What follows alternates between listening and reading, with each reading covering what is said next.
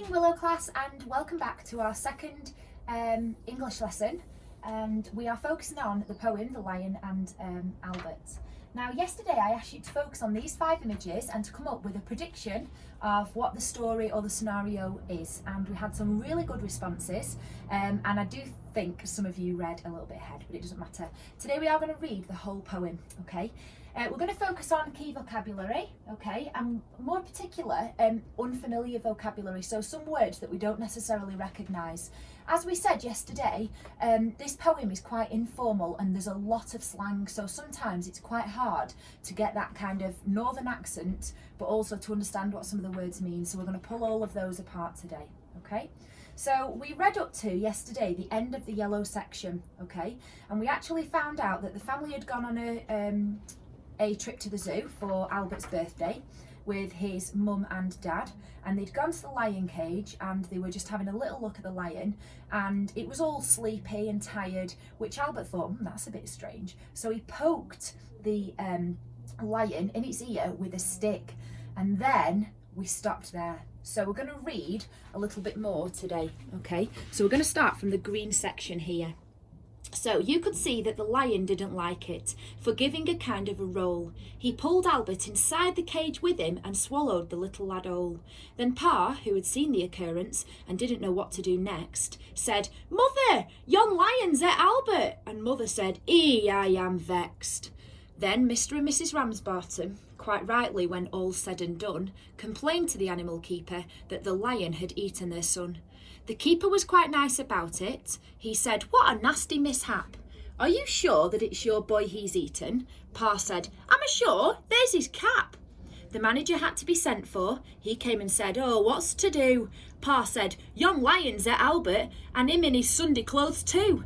Then Mother said, "Right's right, young fella, I think it's a shame and a sin for a lion to go and eat Albert, and after we've paid to come in." The manager wanted no trouble. He took out his purse right away, saying how much to settle the matter, and Pa said, "What, do you usually pay?" But Mother had turned a bit awkward when she thought where her Albert had gone. She said, "No, someone's got to be summoned," so that was decided upon. Then off they went to the police station in front of the magistrate chap. They told him what had happened to Albert and proved it by showing his cap. The magistrate gave his opinion that no one was really to blame, and he said that he had hoped the Ramsbottoms would have further sons to their name. At that, Mother got proper blazing. "And thank you, sir, kindly," said she. "What waste of all our lives raising children to feed ruddy lions, not me." Okay. So you can see from that poem, obviously, that the zoo weren't really bothered that the lion had eaten the kid, and that it was almost a bit like the normality, that almost it wasn't like a big deal really, and they just said, "Oh, I tell you what, we'll just give you some money to kind of cover up and not go to the newspapers or to court or to the police." But the mum and dad weren't having any of it and decided no, they did want to go to the police and they did want it to be dealt with, but in the court it still wasn't properly dealt with. So like I said, there's some really tricky keywords in there. So we're going to have a focus on some of those keywords today.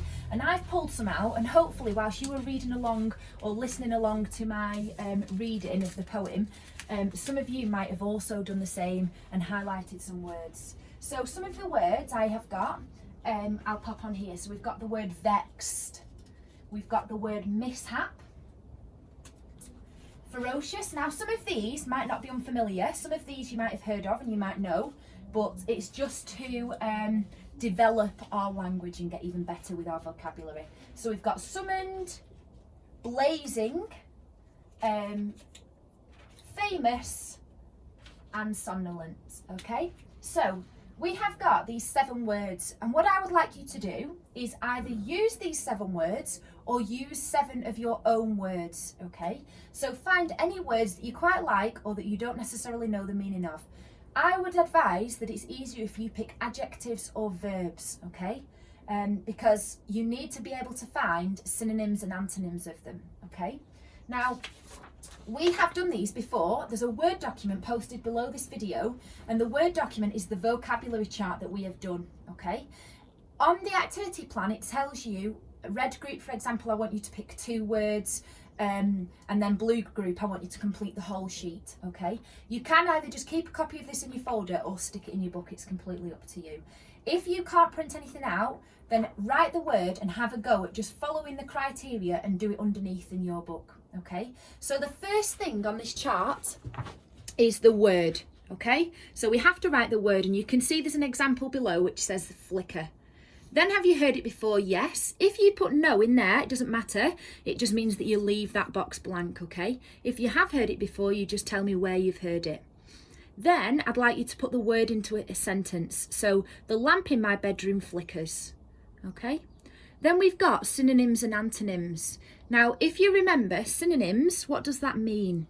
It means the same as that word, and antonyms means the opposite, okay? So our synonyms, we've got glimmer, sparkle and glint, and then for our antonyms we've got dull, still and stagnant, okay? And then finally we've got to write a definition for the word. Now it does say write your own definition or use the dictionary definition. Now I know that some of you guys might not have dictionaries or thesauruses at home. That's absolutely fine.